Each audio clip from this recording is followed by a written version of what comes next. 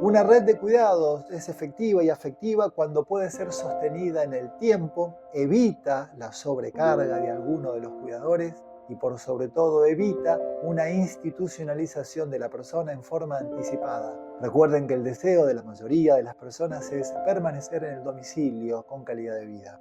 La clave entonces, si las necesidades de la persona y de la familia irán cambiando conforme avance el proceso, es lógico pensar que este sistema de cuidados también debería cambiar. Por eso que hablamos que el mejor sistema, si hay un mejor sistema, es el que se adapta a las necesidades, es dinámico y es revisado periódicamente. Te invitamos a seguirnos por Instagram, allí compartimos contenidos, respondemos a inquietudes y brindamos orientación para aprender a cuidar mejor de la persona mayor y por supuesto de vos, familia.